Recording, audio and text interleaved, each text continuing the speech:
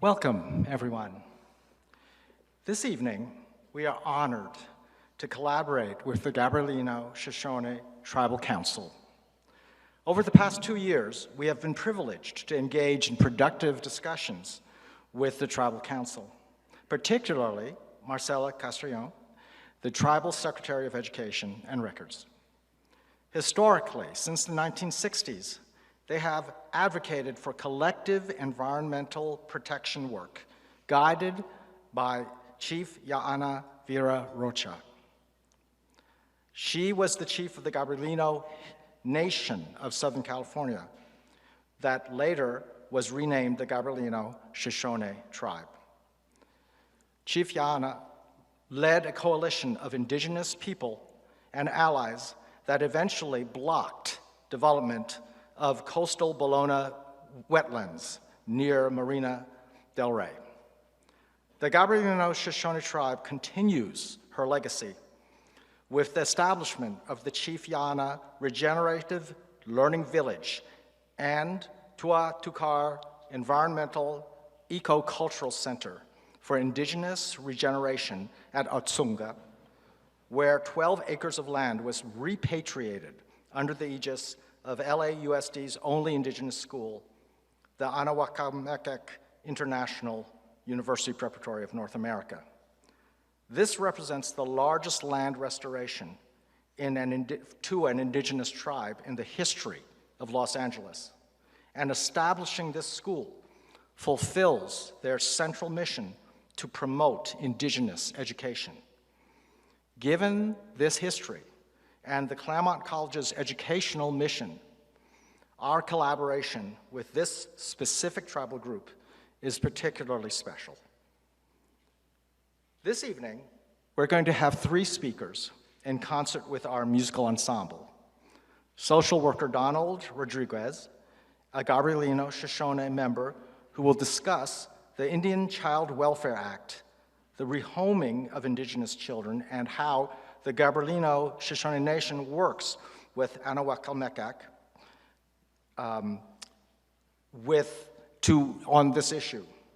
Next, Natural History Museum wildlife biologist Miguel Ordeñana, the man who discovered the late mountain lion, P22, who will share the importance of life, of land to wildlife, followed by songwriter, poet, and culture bearer Tina Calderon of the Gabrielino Tongva, Chumash, and Yome descent, who will talk about her upbringing as a Native American and also her music. Finally, Nick Rocha, chief of the Gabrielino-Shoshone Tribal Council of Southern California, will be our closing speaker. Thank you to our partners for providing this special opportunity for us to listen to indigenous people speak for themselves, to tell us their stories. This will be a special evening indeed. And finally, I'd like to make a land acknowledgement, which is purely my own personal take. Our campus occupies the ancestral and unceded territory of the Gabrielino/Gabrielino Uto-Aztecan speaking peoples, which include the Tongva, Quiche, Shoshone, Cahuilla, and Serrano tribes, and of course, specifically the village of Toe Jatuyanga, now called Claremont. Thank you.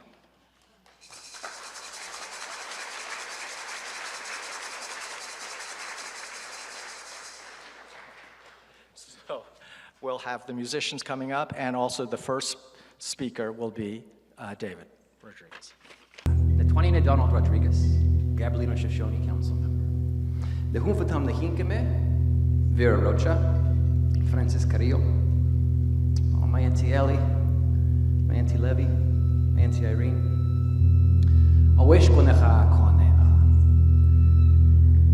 It's great to have my ancestors behind me. This picture was taken back in Baldwin Park gathering in the early 80s when I was a kid. But to know they got my back, being up here in front of you all, I could feel that. This is an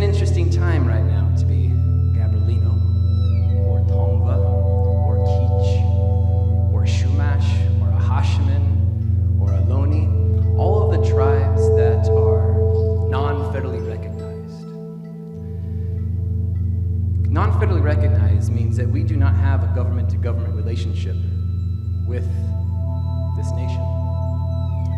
We know who we are. And Tavira always said, why do we need recognition from a government that try to commit genocide upon us?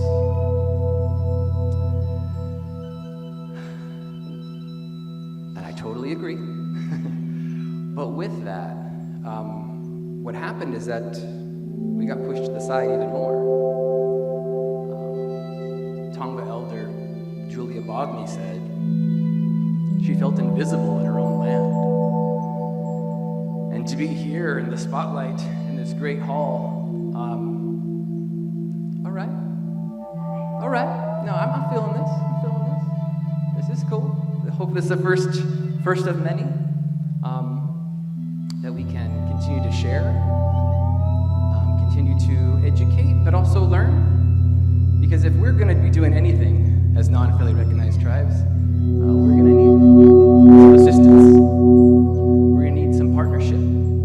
We're going to need some acknowledgement that right now we are all benefiting from genocide.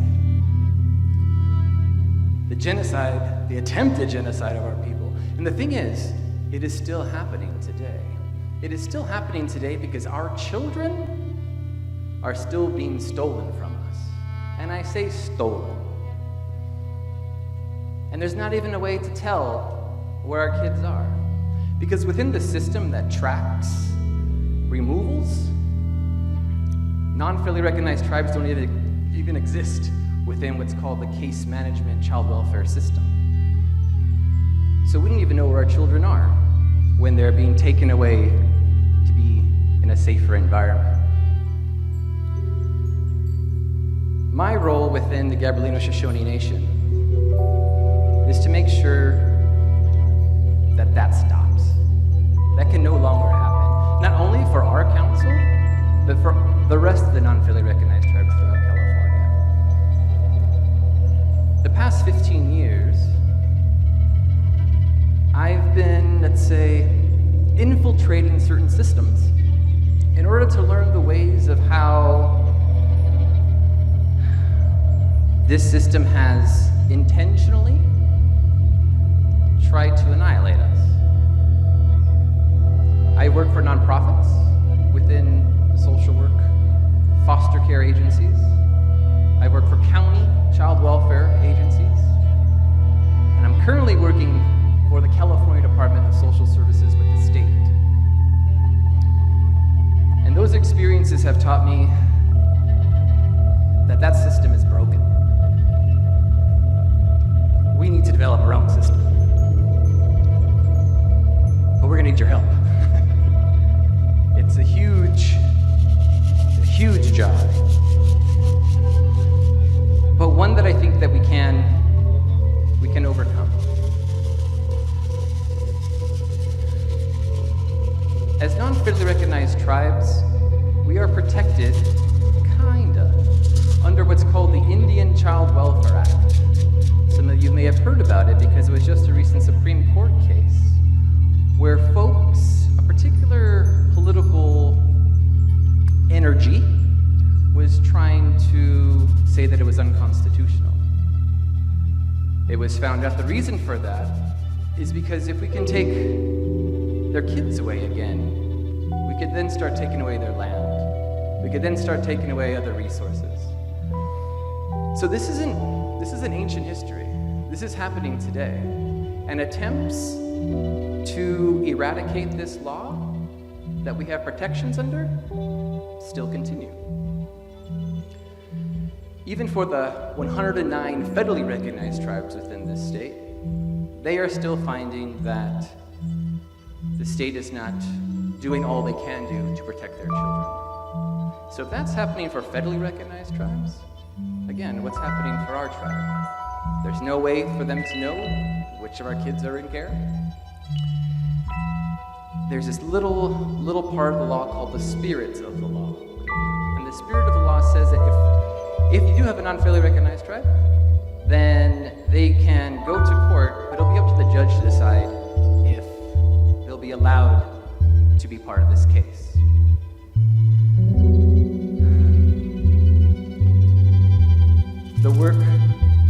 Ms. Tina Calderon has done, Virginia Carmelo, Chairwoman Sandani Gode, have shared with me when I'm in the state seat answering the phone as a state social worker, that there are courts up and down this state that are not allowing these tribal representatives to be there in the courtroom to make sure where their children are.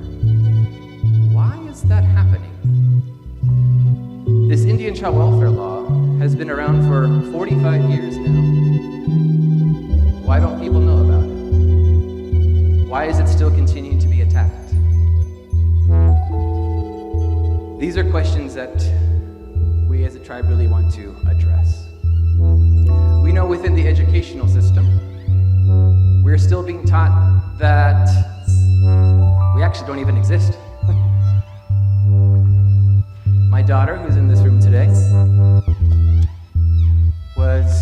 she was being taught that the gold rush was actually a good thing. That they were gonna sing a song and have a whole play about catching that gold rush fever and staking their claim. Oh, hell no, that's not gonna happen with my daughter, you know? So we had some conversations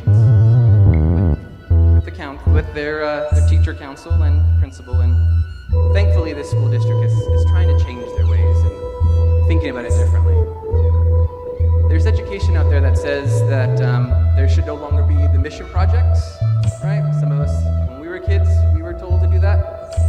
Well, thankfully, my mom was over there. She didn't allow that to happen when I was in school. Now we're gonna go actually see the mission.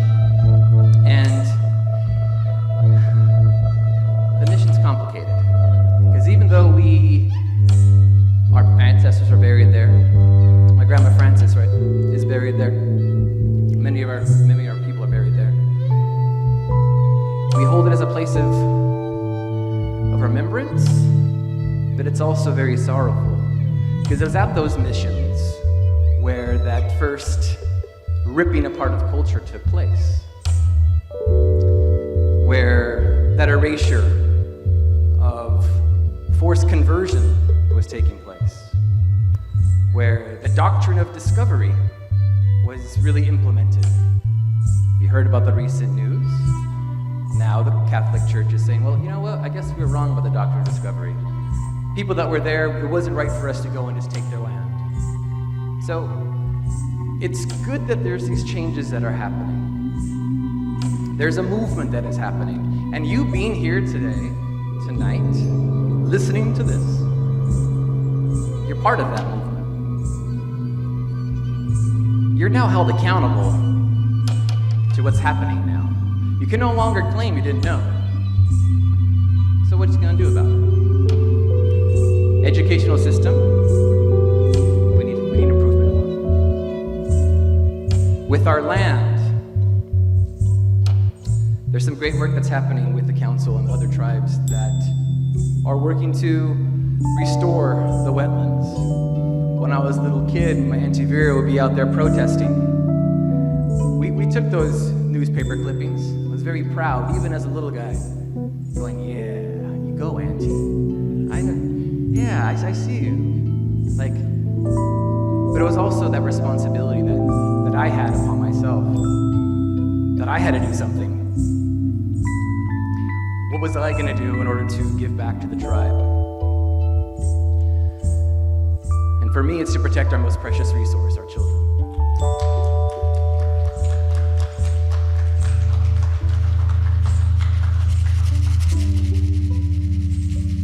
That's cool. I like that.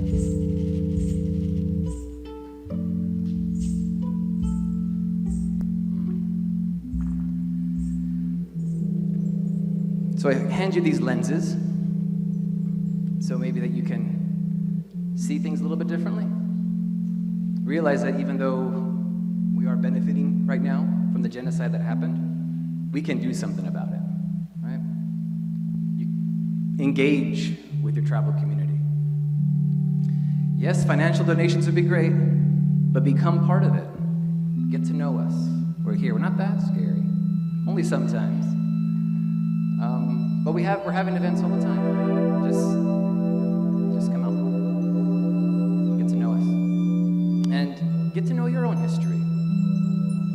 are you coming from? What was your role, or your family's role, in the creation of Tuvankar, LA, right?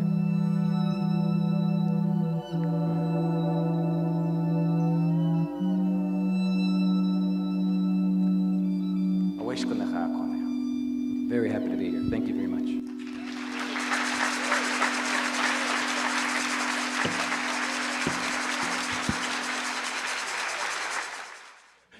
I'm sorry, I was too busy talking to Donald. So now we're going to listen to Miguel Orellana, who's going to share with us his view of the relationship between wildlife and our natural environment. Miguel?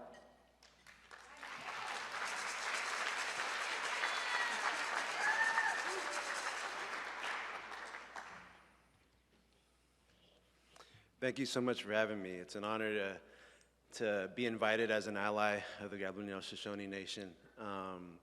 And I'm going to be talking about my journey and talking about coexistence with wildlife. But this story is going to be centered around a pretty well-known individual. Some people know him as P22. And he has been a bridge between people and nature. And for me, this story is about bridges and creating bridges and humbling yourself for the greater good of not just your human neighbors, but your wildlife neighbors.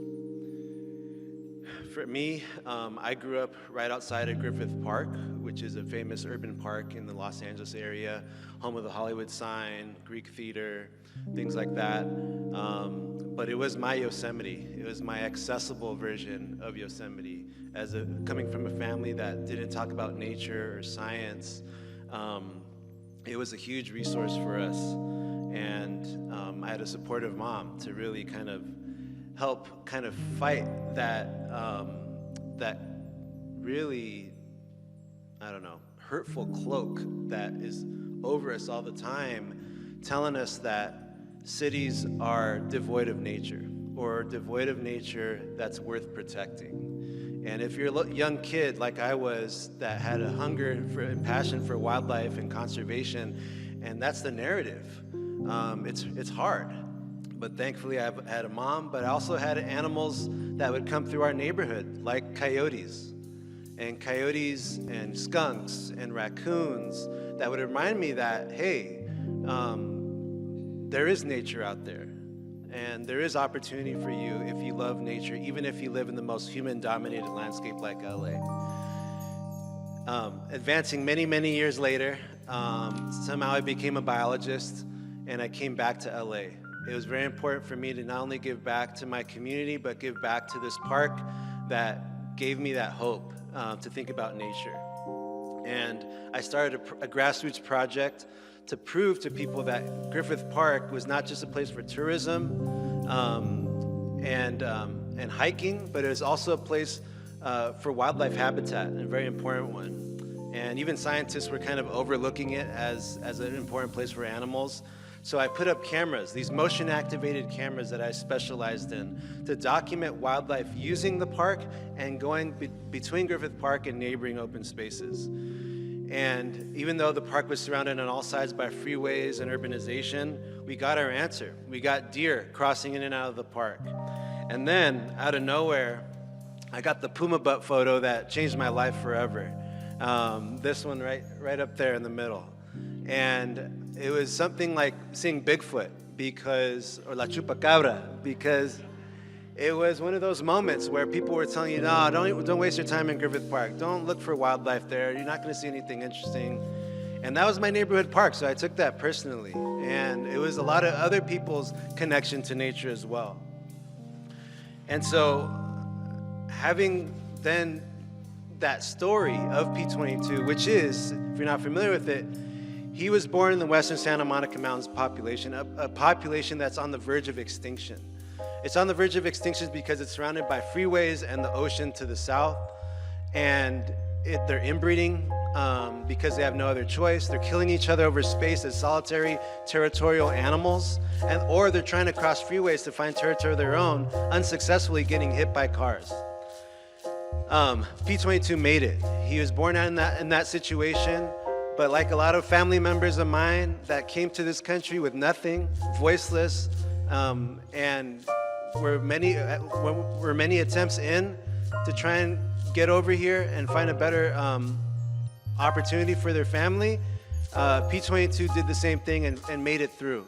And he crossed over the 405 freeway. 2 other mountain lions tried to make that journey and were killed immediately on the 405. He not only crossed that barrier, but he went through fancy neighborhoods like Beverly Hills, Bel Air, Studio City, Hollywood. Then he crossed another 10-lane freeway, the 101 freeway, to get into Griffith Park.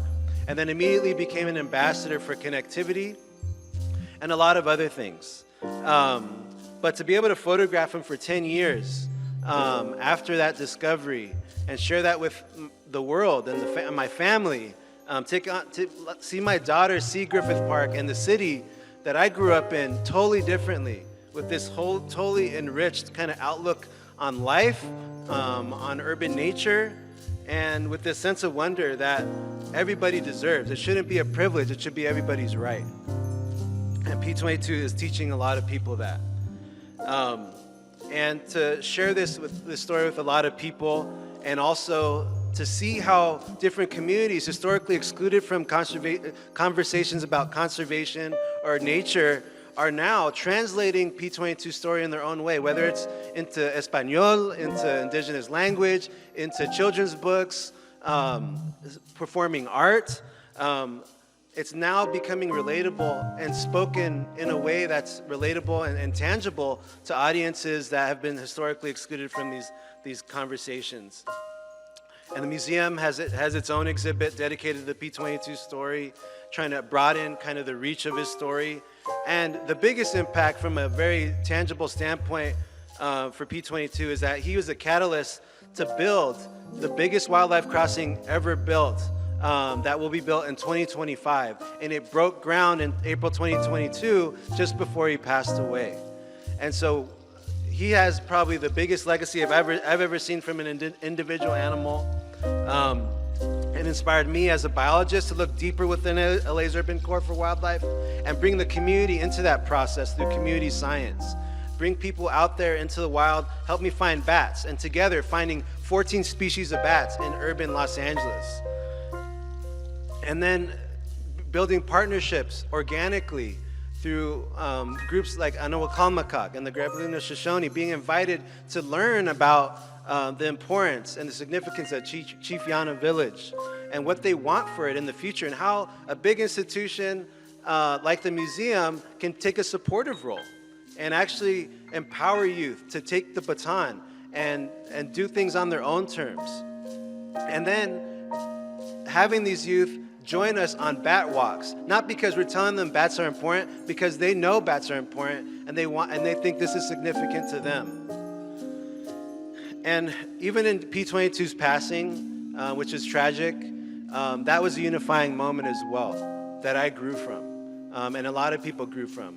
People from all backgrounds came together to rethink their relationship about wildlife, how they're going to honor P22's legacy, not only his biological conservation legacy, but his historical legacy and his cultural legacy for a lot of communities, including indigenous communities. And then finally, this opportunity of growth that I kind of started with. P22 was significant for all the reasons I mentioned, but because of that, I kind of put the blinders on and thought, hey, he has to come to the museum because I know he's going to be cremated just like every other mountain lion, and we're not going to be able to honor him, and so I'm going to bring him to the museum. But that was arrogant. I did not consult with local tribes, and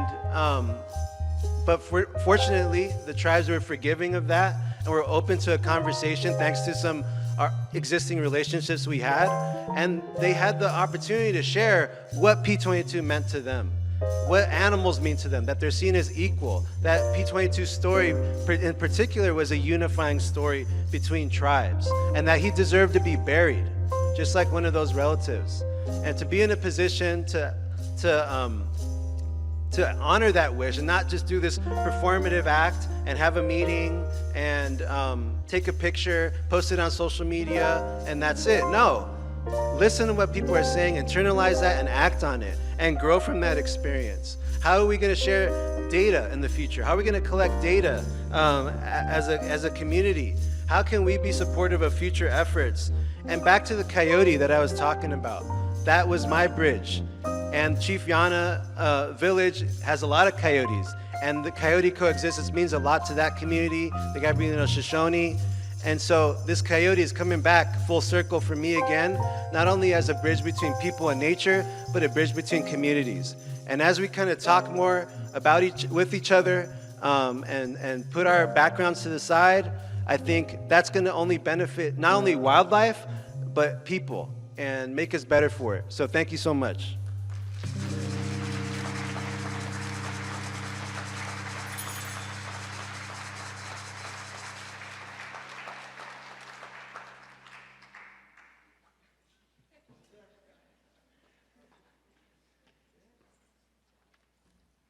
Donald had to remind me again to get up.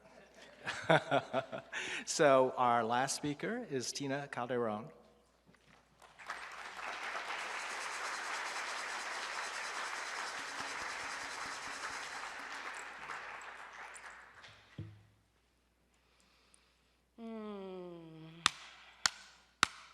Ne'yam iha, ne'yam iha, tehov kopoha, ne'yam iha, ne'yam iha, tehov kopoha, Ne'yam iha, ne'yam iha, tehov kopoha, ne'yam iha, ne'yam iha, tehov kopoha.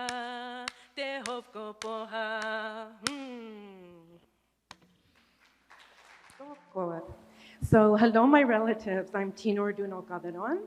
I'm Gabrielino Tongva, Ventureño Chumash, and Yueme. And my native name is yaraarkokre, which means woman singer. I am a songkeeper for my Chumash family, and I have composed over 24 songs in our ancestral languages, both Tongve and Shmuich, which is a dialect of Chumash. And as I think about everything that our people have gone through, 5 different genocides, but I don't focus on those things. I focus on the fact that we're still here. Ekwa Shem, we are still here. And I give gratitude to my ancestors because they taught us that resilience. They gave us those teachings about living in reciprocity with the lands, the waters, the plant relatives, the animal relatives, the minerals, and all of the elements. You see, they gave us these teachings that there was life here before humankind ever graced these lands, right? Think about the microbes in the ground. That soil is alive. That water has a spirit. That all of these plants came before us, animals came before us. And when our people were to come to this realm, we were given very strict instructions. We were told that we must respect the life that was already here, that we would become part of it, and that we would become caretakers. But at the same time, humans are weak. And so the peoples, we call all of those that I mentioned peoples, they were here first, and they also were given instructions. They were told that humankind would be coming and that we would need a lot of help to survive. They were asked if they would help the peoples that were coming, and many of them said yes. The plant life said we could be medicine, food, clothing, shelter. The animal peoples said we also could be food and clothing and shelter. But some of them, they decided to take different forms. Some went up into the heavens, some went down into the ground underneath where we call our underworld is the ocean, Momat. So some went down into the ocean waters. Some of them became certain kind of plants that would help to transform the air so that it would be suitable for our lungs. And so for that reason, when we came to this realm, we looked at all of that life as our relatives. We came with gratitude in our hearts, and we were told that we could cause no harm, that you should live in reciprocity. But for us, that's not a word, it's a way of life. So what is reciprocity? It means to never take without asking for permission. It means never taking without giving a gift first. It means never taking more than you need and never ever wasting. So if you think about it, we had no need for landfills because everything came from nature, was reused, repurposed, and went back to the nature. Likewise, we had no need for prisons because we had such strict laws that we lived by. And if you did not follow those laws, it was taken care of immediately.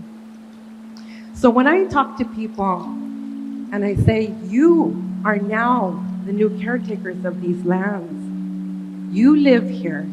Some of you for multiple generations. Some of you have buried your loved ones here in these lands. That becomes your responsibility to be good caretakers and to help the Barahatam, because we're few. We're all doing a lot of work, but we're few, and we need everybody's help to take care of our lands and our waters. We think about our language, and language is so important. It helps us to communicate, right? But that's not all it does. It ties us to place. It talks about our ideologies. So to think that we have no word for nature because we're not separate from it, that's what our elders have taught us. And we think about that word reciprocity. If you could apply that in everything that you do, and if you can teach the youth, we will be that much more respectful to one another as well as to the environment. So I am a culture bearer, and I do talk to a lot of different people, but my main goal is to be the voice of the water, a word that we never had to have in our language either, because we had respect for the water. We are water. We cannot live without water. So when we think about how we are poisoning the water, how we're damming it up and controlling the flow, it's almost like putting the water in prison. We are not letting it flow with the spirit that it is. We live right upon the LA River. Our people didn't do that. We lived close to water sources, but not on top of it. Our waters were pristine. And wouldn't we want pristine waters? The waters we drink, right? I work for Sacred Places Institute for Indigenous Peoples. I'm the director of Ocean Protector Program, and I also work with the IYEJ program, which is our environmental youth justice. Primarily, I work with Homeboy Art Academy. And I bring to them healing circles because a lot of them have had very tough lives. A lot of them have either experienced incarceration themselves, or if they didn't, their parents did. So they were brought up into that area, into that realm. And I want to plant seeds for all of these youth to let them know that they can be anything they want to be, that they can achieve anything they want to achieve. But it starts with respect. They must respect themselves, and then they must respect everything around them. So sometimes we go on field trips. We've taken them to Crystal Cove, where it's a marine protected area. I also work with the OCM PAC, and I am a co-chair of the Racial Indigenous Social Justice Committee. But that knowledge about how there's certain areas in the ocean that must be protected, it shouldn't even be a thing. But when we think about the abuse, when we think about the toxic chemicals that are being rushed into the ocean, DDT barrels being thrown in, what are we thinking? What are we thinking? So I encourage you all to speak up, to do your best, to try to get your elected officials to listen, and to think about those waters that's supposed to flow from the mountains all the way down creeks and tributaries into our river systems. That's the way it used to be. We had tule boats that we could maneuver down through those freshwater systems to get from point A to point B much faster. We had runners that would put chia in their mouth and run for huge distances. The chia would keep their mouth moist so that they could get to the next village.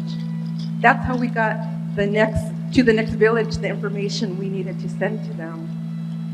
And when we think about how large our territory is, I mean, I don't know if all of you realize how big our tribal territory is, but it spanned from San Fernando Valley all the way south into Orange County, into Newport Beach, east along the Santa Ana River to Corona and Riverside, and back along the foothills. We also held the 4 Southern Channel Islands. So how did we get to the islands? Because we were boat people.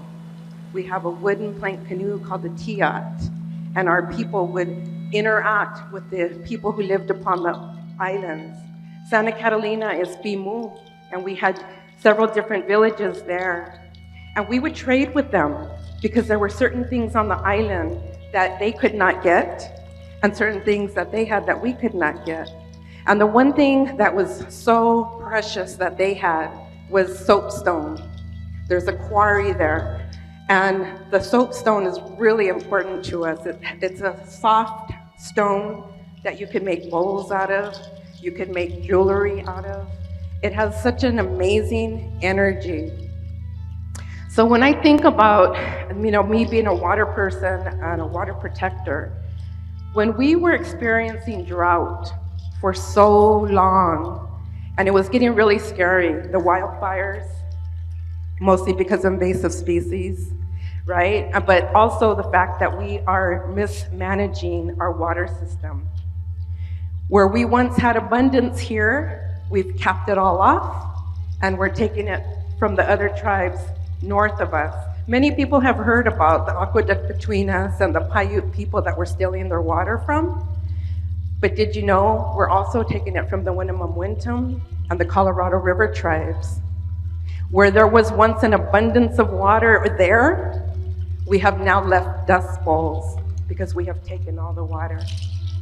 So for the last 4 or 5 years, my family has been doing water ceremonies, praying for the water to come back. Because we learned from another tribe that we had all these ceremonies that have gone to sleep. We had ceremonies that would acknowledge the elements. And if we're not acknowledging the elements, they think they're not needed anymore. So how many of us do ceremony to call for the thunder beings? How many of us acknowledge those thunder beings when they're active? How many of us thank them? And so we did these water ceremonies for these several years, and all of a sudden we started getting an abundance of rain. Our prayers were heard. And then I would hear people complain, it's too much water, flooding. But the flooding is because of us mismanaging the lands. So everything goes hand in hand. So I don't want to focus on negativity. I want to focus on the fact that we are still here. I want to focus on the fact that we have scientists in our communities. We have teachers. We have so many smart, talented people. And this is a pivotal time because our ancestors and Tivera, so many of our elders that worked hard, Auntie Julia Pagani, Uncle Jimmy Castillo. They worked for many, many, many years trying to be the voice of the waters and the lands. And finally, we're at that pivotal point where we're being invited to the tables. Well, sometimes not an invite, sometimes we push the door down, but we get in there, right? And we let them know that until they go back to the original teachings, until they let the peoples, the Tarahatam, lead the way, we won't get out of this. And we could. If you think about it, things can be reversed if we do the right things. So all of those teachings that we have, some of them are attached to stories and to songs. And as a poet, sometimes I take some of our teachings and I'll create a poem that's kind of intertwined with the old teachings and the new teachings. So I'm going to share one poem with you that I wrote. This is called Star Journey. Taking a journey, unconscious mind, fast asleep, floating through time. Journey deep amongst the stars. Milky Way souls, I know who you are. It's like coming home. They're so welcoming, embracing my essence. Ancestors sing. Brilliant illumination hugs me to the core. Colorful vibration allows me to soar. I know I can't stay, but I don't want to go. My aura is shining a luminescent glow. I have to descend. I'll keep in my heart this glowing memory. We're never really apart. From where we start, so we return. One loving light, one glorious soul that must reunite. Morning is here. Awaken I must. Sun smiles and winks at my dancing stardust. So those teachings, sometimes we think that they were just stories, something just to entertain your children around the fire. But we know that science is proving time and time again that these stories had foundation. And again, I just encourage everybody to be wonderful, good caretakers. Let's do cleanups along the rivers and those beaches, even though we didn't dirty it. Let's educate people and try to get them to do their part as well. But I think if we all do a little bit and we all do it together, we'll be better off and we will see each other as the relatives that we are. So thank you for your time. And I did say I'll close with a song, and they would have some beautiful accompanying water sounds. So this one is about the waters, asking the waters to flow once again.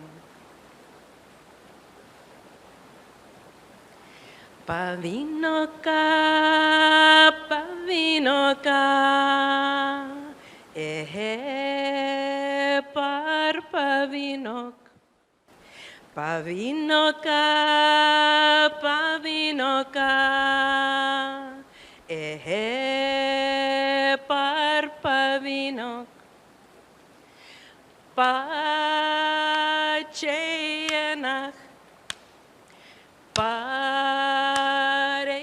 eyoo'ooxono, pacheyenach,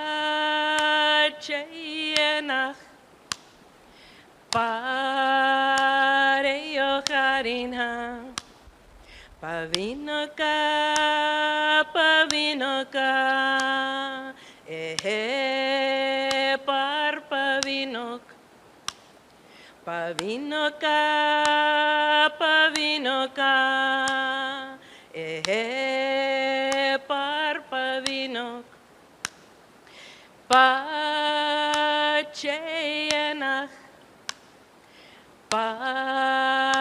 eyoo'ooxono, pacheyenach,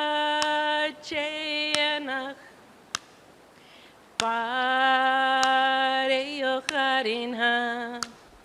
Pavinoka, pavinoka, parpavinok, pavinoka, pavinoka, parpavinok, pacheyanach, pareyocharinha, pacheyanach, pareyocharinha, pavinoka, pavinoka, parpavinok. Thank you.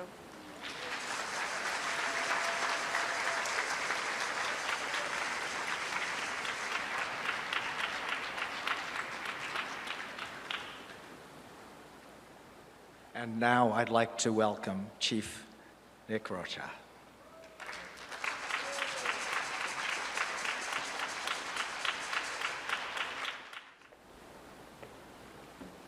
Wow. How do you follow that? Well, first of all, I'd like to say thank you. Thank you to the musicians for their beautiful artistry, putting the music behind the words, making the words more potent, making them stronger. I'd like to thank Scripps College for giving us this opportunity and everybody involved. It's, okay, I gotta do the chief thing, so it's going to be kind of heavy. But, you know, it's just it's in good nature, and it's just to awaken the Indigenous spirit in all of you, because we were all Indigenous at one time, at one point in our existence, that made us who we are today. But when we forget those links to the past, we do our culture no favors. We need to remember what created us, what created our fiber, our well-being. We said Mahia. Mahia to us is our greeting. It's a welcoming. It's how we say hello. You heard íyo'ooxono. To us, that's our, we don't have a word for thank you. To us, that's my heart is happy.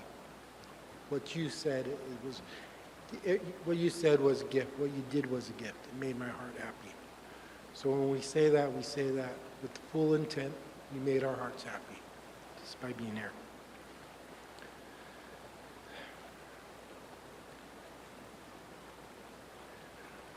Yeah, we like to thank Scripps for making us feel so welcome too. We had an opportunity for tonight's event to get to know each other and see each other's hearts. And just by you guys being here today, it just shows us that there's a lot of beautiful people out there that felt compelled to be here, to learn a little something. We all learn something every day. This is our opportunity to learn from each other. We learn how we live with the plants, plant life, the animals, everything's equal. That's another beautiful lesson to take to heart. We learn about our children, things that are still happening today that affect us. And, you know, when we become a community, we work community together. What hurts you hurts us, and what hurts us hurts you. You know, we need to feel each other's compassion. We need to feel the sympathies for each other. No animosities.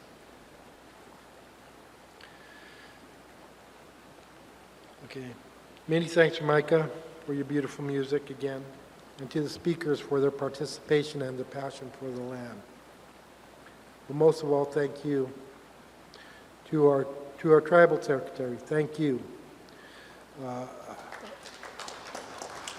And Marcella, she's our Secretary of Education and Tribal Records, and she was tasked with this event and its contents.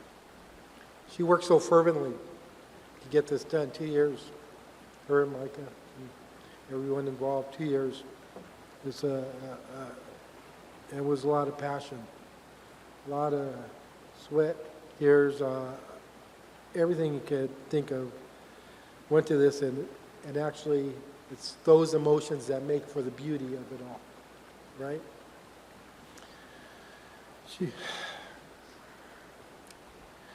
Thank you for making this so successful on behalf of the tribe. Thank you very much, Marcella. You went beyond and above all expectations. You affirmed our beliefs that you are, in fact, the leader of our people. And thank you again to all that felt the calling to be here. Again, a wish gonna have. You're all definitely gifts to humanity. Now, to be Indigenous is more than a culture that speaks about nature, about wisdom. To our specific culture, it's an emotional, scar-ridden body that survived relentless attempts to kill the Indian in our men, women, children, and our two spirits. Scars created after the fact for those having to deal with the generational trauma, with loved ones who suffered this generational trauma, who turned to drugs or alcohol to cope because they had no access to the old ways as an alternative way of living. As I look to the past, I see the pain of my ancestors. As I look into the future, I see the pain that could be in our children. They will ultimately inherit a world made up of our choices, our ideals, our hates, our desires, or lack of accountability. They will be gifted a world decimated by continued cycle of generational trauma, or even worsening climate crisis. That the past can't be changed, but the future is of our making, of your making. My mother and father, Sky Chief Vera Diana Rocha, and spiritual leader Manuel Tutukar Rocha, started the work that we are continuing today. We are making sure Mother Earth's last open spaces are not being encased by concrete, that her waters, as Tina pointed out earlier, are kept clean and her medicines kept safe.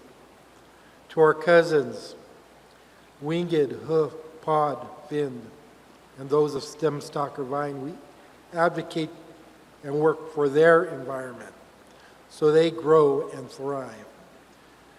We ensure that our culture, also like Mother Earth, has a resurgence that is no longer being replaced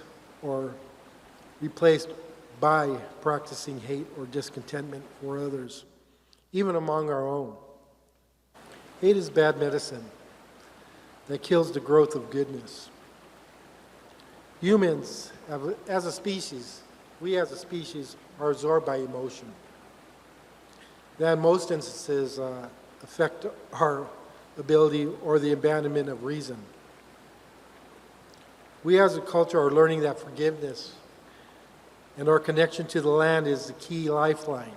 It is the guide rope to reasoning.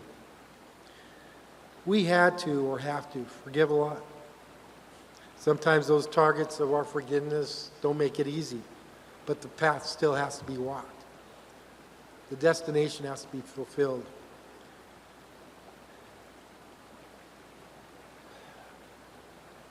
This journey is of healing. Also for emotions, for people, for our cousins, for the land. Every indigenous culture in the world began much the same way. I mean, it's no secret. We all practice not personal rights.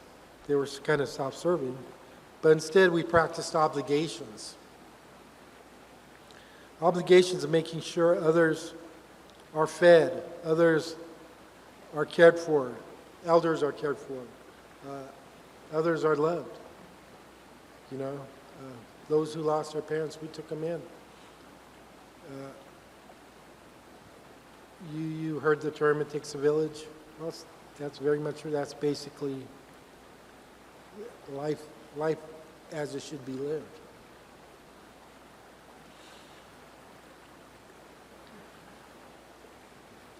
So, we got to practice our obligations. Lost my place here. You know, we got to obligate not only us to ourselves, other people, but to our land. Land is an obligation. It takes care of us. Everything moves in a cycle. Everything we call a hoop comes full circle.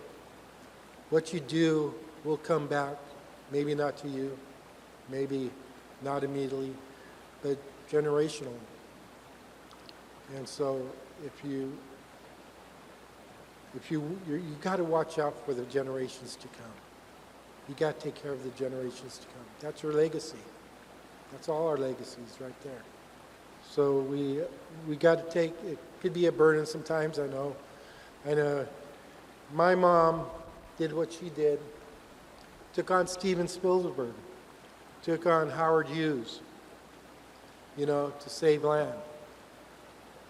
She did that with 11 kids in tow. Could you imagine that? I know I was a handful already. You know? So practice obligation. Obligation gives you a satisfaction that personal rights don't. You know, it gives you the ability to look at the person next to you, the person that you feel obligated to. You know, that gives you self-worth. That gives you a purpose. Not personal rights, obligation. Mother Earth needs so much of us to believe in that, believe in our obligations, of restoring our forest, our waterways, our estuaries, so life can super bloom once more, our burnings as well. We will continue to strive for something more than ourselves, and together with like-minded cultures from all around the world, we will work to make those changes in our children's lives, in our generations to come, their lives, and for this world, Mother Earth, in her life. In my mother's words, education is a tool of obligation. Master the tool, then what you craft from it will be a better tomorrow, not just for humanity, but for our planet. Wish gonna have. Thank you all, and safe journeys. Oh.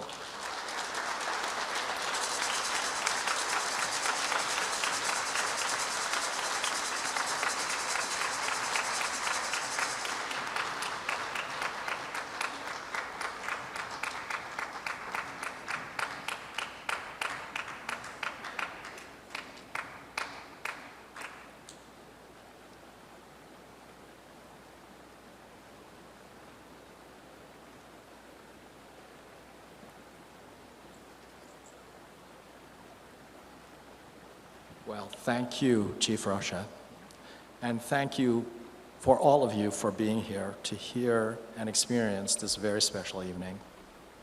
I'd like to ask Marcela Castrillon, the executive director of this event, to come on stage and be acknowledged. So, Marcela?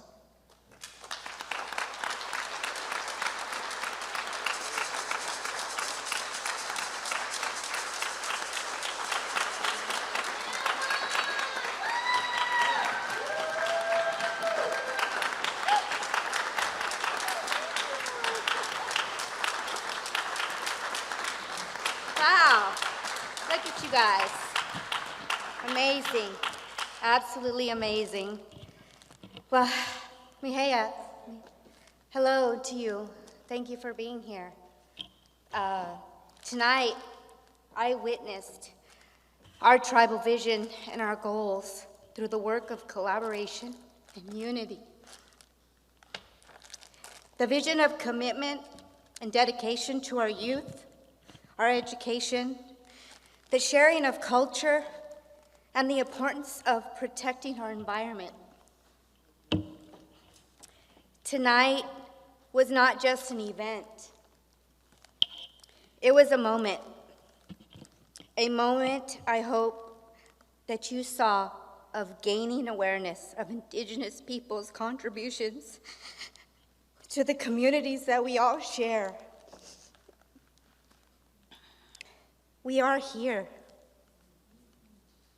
and we're still here.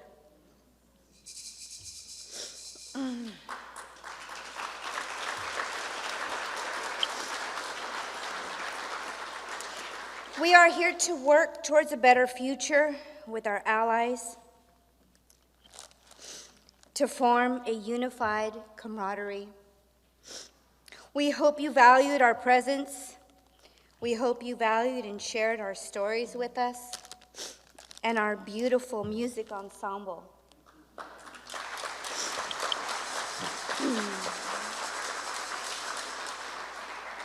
My utmost gratitude to the team that worked to support this production. To my family, who gave me all the emotional support I needed. To our speakers, Donald, Tina, and Miguel, thank you for your wisdom and your professionalism. To Scripps College, I see you, Marcy. Thank you for all the respect and the support that was given. And to the event team, thank you for the dedicated work to develop this production. Emma, Marcy, Cameron, Hal, Micah, Neshune Machovaha means my heart is with you. And to everyone, I want to thank you for coming. Thank you very much.